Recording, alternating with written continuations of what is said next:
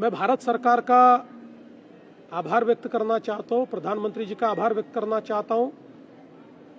जो दुनिया में युद्ध चल रहा है उसके मद्देनज़र तेल के भाव बढ़ने के बाद ये अंदेशा था कि पेट्रोल डीजल के भाव बढ़ेंगे, लेकिन वो भाव न बढ़े इसलिए भारत सरकार ने एक्साइज ड्यूटी 10 रुपया प्रति लीटर कम कर दी है।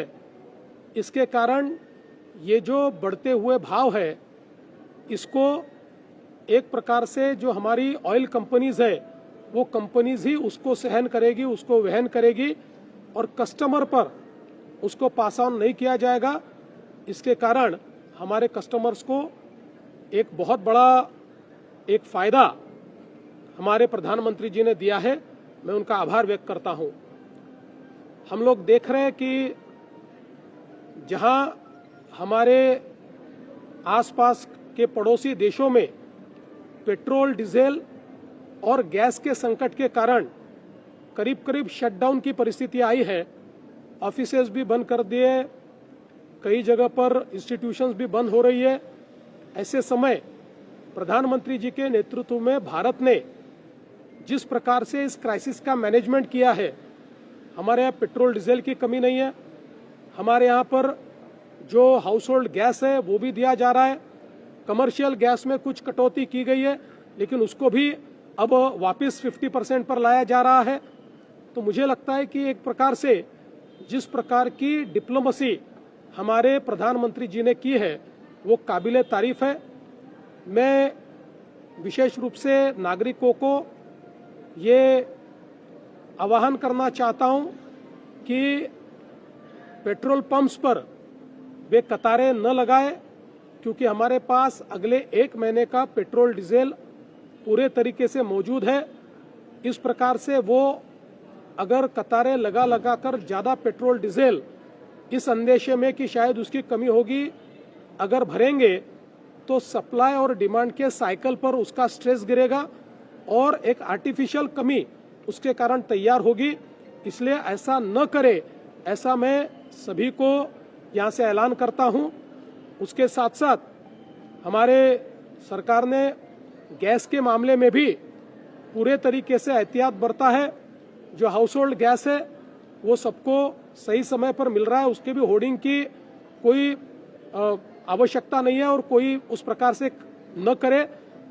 और कहीं पर गैस एजेंसियां अगर गलत तरीके से पैसे मांगती है या गलत तरीके से एक आर्टिफिशियल इस प्रकार से उसमें कमी लाने की कोशिश करती है तो उसकी आप कंप्लेंट करिए, उनके ऊपर भी कार्रवाई की जाएगी।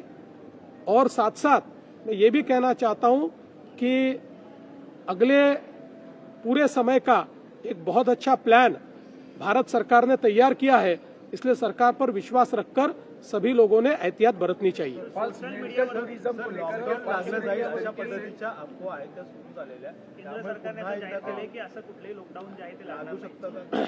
लॉकडाऊन लागणार नाही हे केंद्र सरकारने जाहीर केलेलं आहे। जे लोक अशा अफवा पसरवता आहेत त्या सगळ्या लोकांवर फौजदारी कारवाई केली जाईल।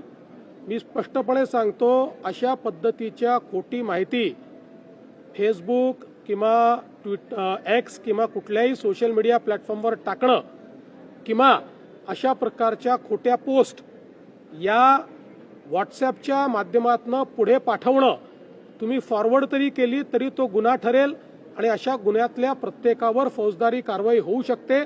त्यामुळे मी सर्वांना या ठिकाणी स्पष्टपणे सांगतोय की खोट्या अफवा पसरवू नका, नाहीतर फौजदारी कारवाईला सामोरं जावं लागेल। एक मिनिट सर, संजय राऊत वेगवेगळ्या विधानाने कायम भांडणं लावत असतात, पण संजय राऊतांची आता त्यांच्या एका राज्यसभेच्या जागेवरून भांडणं झाल्याची माहिती समोर येते।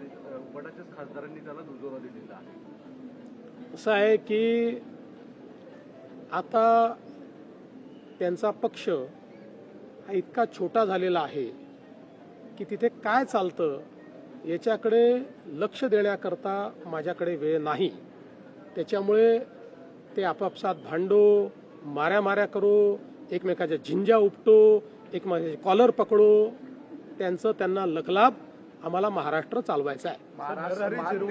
काही समोर आलेला आहे. नेमकं काय तथ्य आहे, कारण की बराच तो व्हायरल देखील होतोय, त्यामुळे कुठेतरी एक राजीनामा घेतला जाईल अशी देखील एक चर्चा. असं आहे की नरहरी झिरवळ यांनी मला फोनवर दूरध्वनीवर संपर्क करून असं सांगितलेलं आहे की हा जो व्हिडिओ आहे तो 3-4 व्हिडिओ जोडून चुकीच्या पद्धतीनं तयार केलेला व्हिडिओ आहे आणि त्यामुळे याची चौकशी झाली पाहिजे.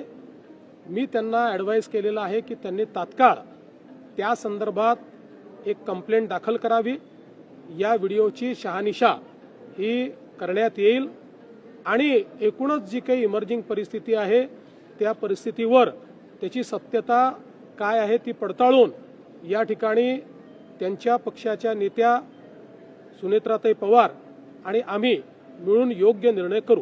सगळे राज्यात पावसाचं संकट पाहायला मिळतंय. शिरवळ अडचणी देताना पाहायला मिळतात. यापूर्वी सुद्धा त्यांच्या कार्यालयामध्ये लाच घेताना त्यांच्या अधिकाऱ्यांना अटक करण्यात आली होती. यावेळेला सुद्धा त्यांच्यावर आरोप होत आहेत.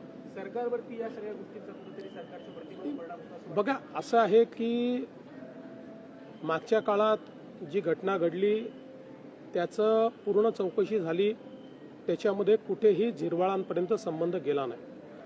आता जी घटना आहे, जे काही व्हिडिओ समोर आले ते गंभीर आहेत, त्यामुळे त्याची सत्यता पडताळणं हे अत्यंत गरजेचं आहे आणि ते जर सत्य असतील तर त्याच्यावर योग्य ती कारवाई होईलच. खराब प्रकरणामध्ये पुन्हा काही व्हिडिओ समोर येत आहेत. एकनाथ शिंदे यांचे माजी खासदार यांचा देखील व्हिडिओ समोर आलेला आहे. आणखी एक गुन्हा दाखल झालाय. काय नेमकं असं आहे की पहिल्यांदा तर त्यांच्यासोबत कोणाचे फोटो येतात, कोणाचे व्हिडिओज येतात, याच्यावरनं आपल्याला या सगळ्या गोष्टी डिटर्मिन करता येणार नाही. फोटो आणि व्हिडिओज आलेल्यांचा सहभाग आहे का हे महत्त्वाचं आहे आणि तो सहभाग कोणाचा असेल तर कारवाई होईल, नसेल तर केवळ फोटो या ठिकाणी एखाद्याचा निघाला, आता आम्ही सगळे इथे उभे आहोत, आमच्या मागे कोण उभं आहे आम्हाला माहिती नाही आणि त्याच्यासोबत फोटो निघाला, उद्या त्यांच्यातल्या कोणी काय केलं म्हणजे इथे कोणी करणार नाही, तरी देखील अशा प्रकारे आपल्याला दोषी नाही पकडता येणार.